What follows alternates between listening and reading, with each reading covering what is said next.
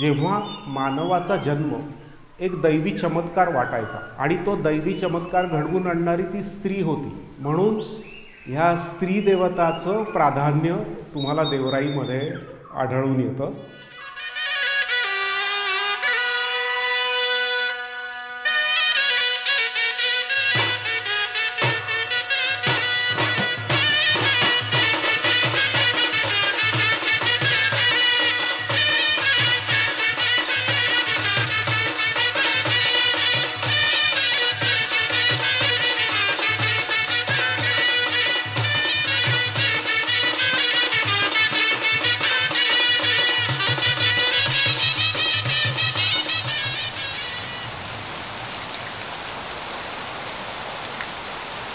ढगाळ वातावरण आहे. पावसाळा खऱ्या अर्थाने सुरू झालाय. छान पाऊस पडतोय.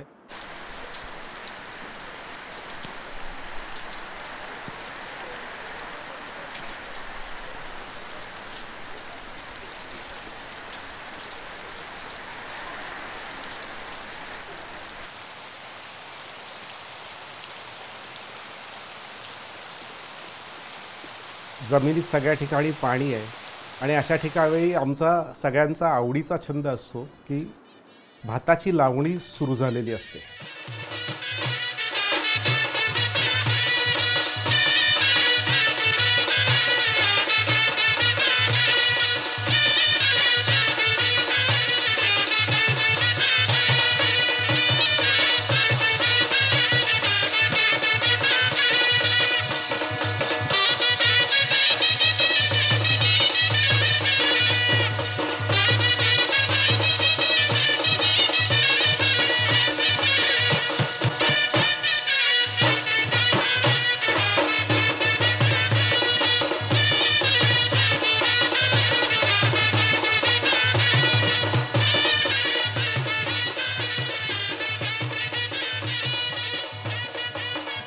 तिथे 1-1.5 फूट चिखल असतो. ती लावणी खूप कठीण असते. एका रेषेत भाताची रोपं लावणं हे खूप अवघड असतं. या चिखलात आपल्याला उभं राहून ते भाताचं रोप लावायचं आहे. त्यामुळे तिथे त्यावेळी कुठलंही फुटवेअर किंवा काहीही वापरता येत नाही. भारतात सर्पदंशाच्या सगळ्यात जास्त घटना या पावसाळ्याच्या सुरुवातीला होतात आणि त्यामुळे एरवी पावसाळ्याच्या सुरुवातीला जंगलात हिंडणं हा एक कॉशियस राहण्याचा पिरियड असतो आणि अशा वेळी हे लोक कुठलंही प्रोटेक्टिव्ह फुटवेअर किंवा काहीही न घालता रोपं लावत असतात. आमचा एक दरवेळेचा स्टँडर्ड प्रश्न आहे, तुम्हाला भीती नाही का वाटत? त्या भीतीचं उत्तर त्यांचं फार गमतीशीर येतं की देवी आमची काळजी घेते. आम्ही ही भाताची लावणी सुरू करण्यापूर्वी कौल घेतलेला होता देवराईत आणि देवींनी आम्हाला कौल दिलेला आहे आणि आमची भाताची लागवड आम्ही करतोय आणि लावणी पूर्ण झाली की आम्ही एक कोंबडं कापायचं ठरवलेलं आहे. त्यामुळे आम्हाला कुठलाही विचार करायची गरज नाही. कुठलंही संकट आलं तरी त्याची जबाबदारी आता देवी घेणार आहे आणि ह्या श्रद्धेमुळे त्यांच्या आयुष्यात एक समाधान आहे आणि त्याचं कारण त्यांची त्या देवीवरची श्रद्धा आणि देवीवरची श्रद्धा असायचं कारण म्हणजे देवराई.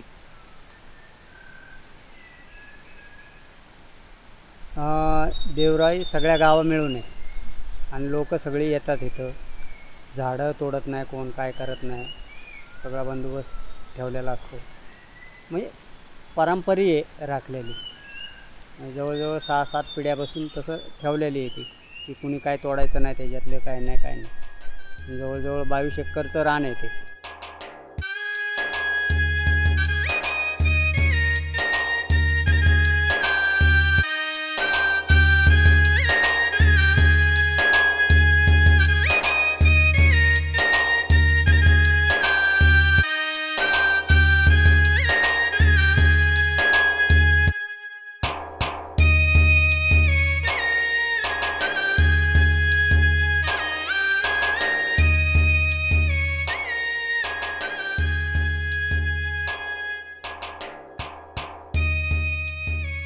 जुगाई देवी माताचं मंदिर. जुगाई, वाघजाई, वर्धानी आणि शिरकाई त्या देवराईमध्ये.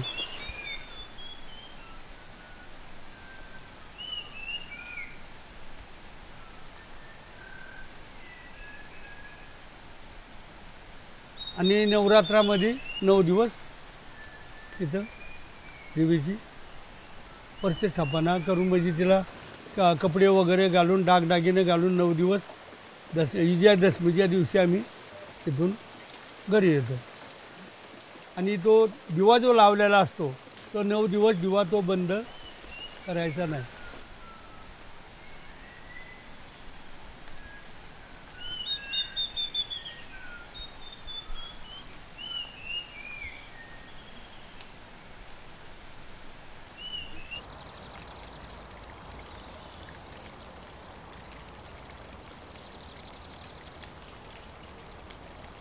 चार ते 5,000 वर्षापूर्वीचे जे धर्म आहेत त्या धर्मात निसर्ग सुप्रीम मानला गेला आहे.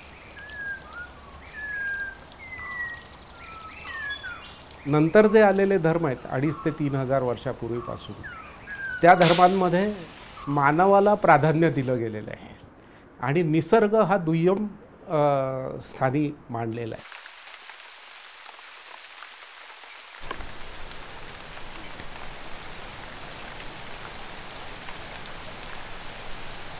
देवराई ही एक सुंदर संकल्पना आहे आणि अशा वेगवेगळ्या ठिकाणी त्या ठिकाणचा निसर्ग सांभाळण्यासाठी त्या स्थानिक लोकांनी केलेल्या वेगवेगळ्या योजना ह्याला मी देवराई म्हणणं पसंत करेन. आणि या सगळ्या देवता ह्या फार कडक देवता आहेत.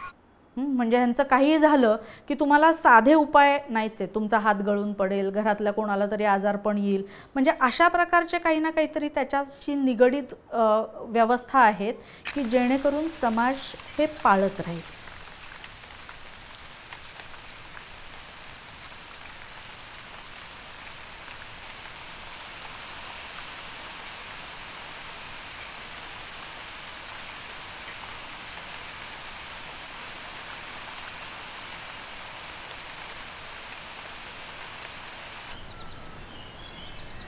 ते म्हणजे कसं आहे का सर की आमच्या जन्यदेवीचं ते शेतीवाडी कोण करत नाही, त्याच्याकरता आहे ना दाट जंगल वाढतं.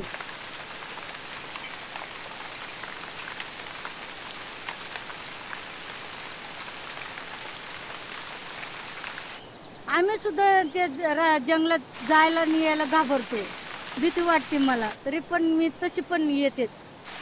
त्यांनी सांगितलं जेवढं माझा एरिया आहे तेवढं तोडायचं नाही, ते जंगलच राहू दे.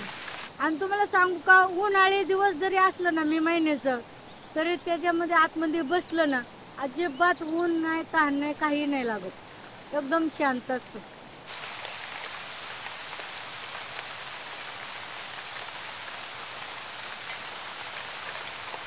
जेव्हा मानवाला निसर्गात घडणाऱ्या गोष्टीचं आकलन होत नव्हतं आणि त्या आकलनाला त्यामुळे दैवी चमत्कार असं जे स्वरूप दिलं गेलेलं होतं आणि त्यामुळे तो निसर्गाला भीत होता, म्हणून आम्ही त्या देवीला लय जपतो की आमची देवी श्रद्धा लय, आमची देवी आमचं काही म्हणजे काही आलेलं विघ्न दूर कर देते.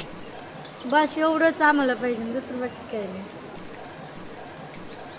तो येणारं काही जरी संकट असेल मोठं तर ते रात्रीचे येऊन गावामध्ये माझ्या सांगात येऊन आरोळी देत असते, जागे व्हा, मोठं आपल्यावर संकट काहीतरी येणार आहे. तर थोडक्यामध्ये लोक जमून त्याने मग ते तेवढं पण निवारण त्या पांढरीमध्ये देवी करते.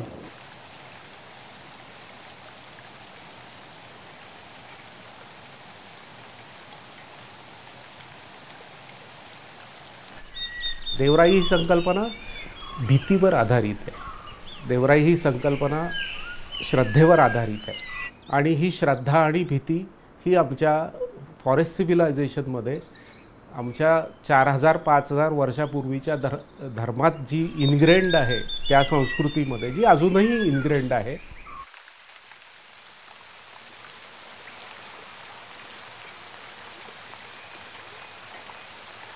जसं मी म्हणलं की no system can be more democratic than this, की जी लोकांमधनं उदयाला आलेली आहे. आता आपण बघू की नवीन ज्या पॉलिसीज सगळ्या येत आहेत त्याच्यामध्ये मल्टीपर्पज युटिलायझेशन ऑफ लँड ही एक संकल्पना नवीन पुढं यायला लागलेली आहे. प्रत्येक गोष्टीमध्ये आपण म्हणतो की नाही स्थानिक जनतेचं पार्टिसिपेशन वाढायला पाहिजे.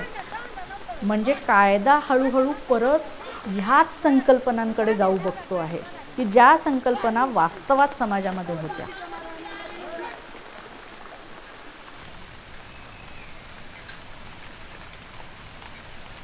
म्हणजे देवराई कशामुळे तयार होते? देवराईला तुम्ही जर का मुख्य काय पाहिजे विचाराल तर देवराई, प्रत्येक देवराईला एक श्रद्धास्थान आहे.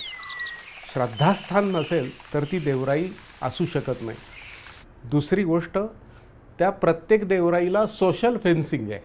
हां, हे जे पूर्वीची झाडं आहेत ना ह्याला कोण हात लावत नाही, कारण की ते देवाची आणच आहे तशी की ह्यातलं झाड तोडायचं नाही, काय नाही. ते आता पडल्यात ना हे सुद्धा हात लावत नाही. आपण बाहेरून आणत्यान लोक घरी वापरायसाठी चुलीला, पण हिथं नाही, हिथलं नाही काम काढणार. पूर्वीपासून सांगितलेलं आहे की देव तुला काहीतरी करेल शिक्षा, त्याच्यामुळं मग लोक घाबरून पण करत नाहीत. फार जुनी जुनी झाडं आहेत याच्यात, बऱ्याच प्रकारची झाडं आहेत.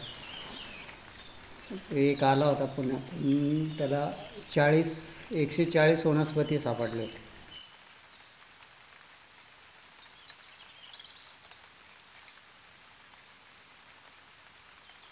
हे सगळे स्थानिक समुदायांनी स्वतः ठरवलेले नियम आहेत आणि ते सगळे कसोशीनं पाळतात.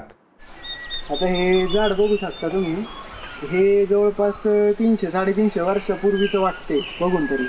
हे पण एक काहीतरी देवाचं महात्मा असावं म्हणून हे राहिले, नाहीतर झाडं तोडायची प्रथा म्हणून हे पण तुटलं असतं त्याच्यात. पण ते काय असं नाही, देवाचं म्हणून काहीतरी असू शकतं त्याच्यात, नाही का. देवरायांचं जर का आत्ता आपण साधं गुगल अर्थवरनं जर का बघितलं तर असं दिसतं की अगदी तो पाचूसारखा हिरवा कंच असा अगदी दाट हिरवा असा प्रदेश असतो. तर प्रत्येक देवराईमधली जी विविधता आहे ती कुठे आहे म्हणजे लोकेशन वाईज बदलते. आणि ते का बदलते? कारण का प्रत्येक ठिकाणचं पाऊसमान वेगळं आहे.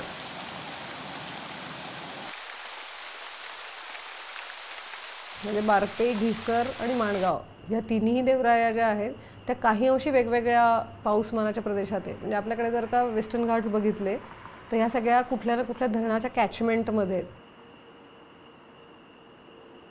त्यामुळे जसे तुम्ही पाऊसमानाप्रमाणे विविधता साधारणतः बदलते.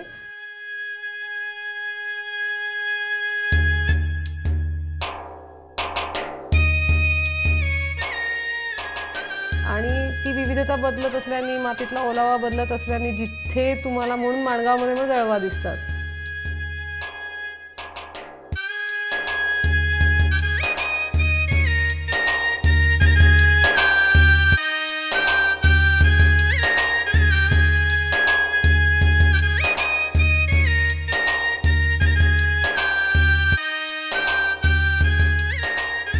काही ज्या अगदी अपुष्प वनस्पती आहेत की ज्याच्यामध्ये शेवाळ असतं, म्हणजे अलगीसारख्या काही जाती असतात वनस्पतींच्या की ज्या अपुष्प आहेत. त्याच्याबरोबरीने ब्रायोफाईट्स म्हणजे झाडांवर असे मॉसचे लेयर आपल्याला दिसतात. तर त्याच्यातही भरपूर प्रकार आहेत.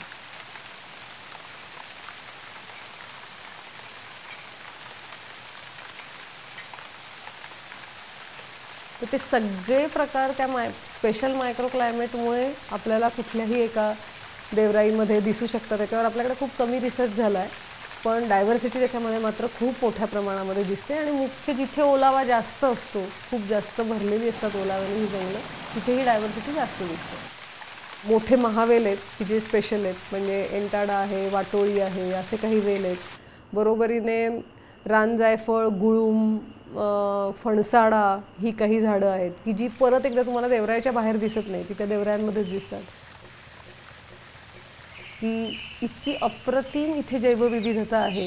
अत्यंत स्पेशलिस्ट अशा ह्या जाती आहेत. स्पेशलिस्ट इकॉलॉजीच्या दृष्टीने म्हणजे काय की ज्या इतरत्र उघड्या बोडक्या झालेल्या प्रदेशात दिसत नाही. तर मूळचं कुठे राहिलं आहे तर फक्त देवरायांसारख्या काही ठिकाणीच ते राहिलं आहे. म्हणूनच आपण त्याला बायोडायव्हर्सिटीची म्युझियमच असं म्हणतो.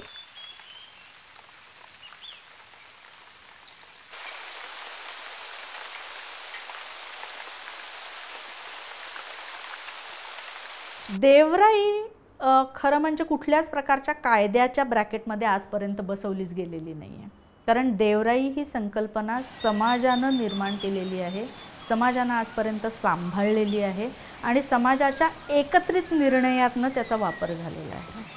सो सर्वसाधारण तुम्ही देवरायांमध्ये गेलात तर तुम्हाला असं दिसेल की देवरायांमधनं कुठलीही वस्तू घेणं हे निषिद्ध आहे. ती तेव्हाच घेऊ शकता की ज्या वेळेला देवाचं काहीतरी कार्य आहे. कायदा आपल्याला व्यक्तिगत अधिकार, व्यक्तिगत कर्तव्य याचा परिचय देतो. पण देवरायांची सगळं व्यवस्थापन जर आपण बघितलं तर आपल्याला सामाजिक भान हे या देवराया देत राहतात. म्हणजे देवरायांसाठी प्रत्येक व्यक्ती, अख्खं गाव हे काही ना काहीतरी करत असतं.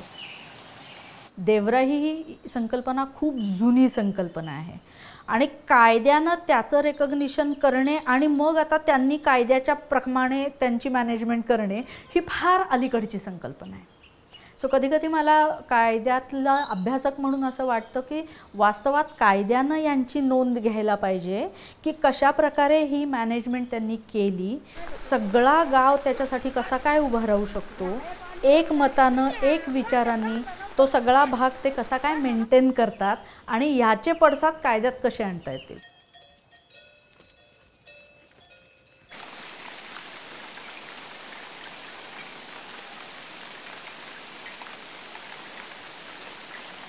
आपण सगळे असं म्हणतो की आपण रिव्हर्स सिव्हिलायझेशन आहे किंवा आपण इंडूसलाही रिव्हर्स सिव्हिलायझेशन म्हणेल, पण आमचं ओरिजिनल सिव्हिलायझेशन हे फॉरेस्ट सिव्हिलायझेशन आहे. आमचा भारतवर्ष हा जंगलांनी भरलेला होता. कोणी एकेकाळी आपल्या पूर्वजांना असं वाटलं की या आपल्या संस्कृतीचे अवशेष किंवा संस्कृतीचा ठेवा कुठेतरी जपला जायला पाहिजे आणि ह्या अरण्याचे भाग अबाधित राहिले पाहिजेत की जेणेकरून आपल्याला पुढे कधी काही अडचण आली, काही इमर्जन्सी आली तर आपण याचा आसरा घेऊ शकू.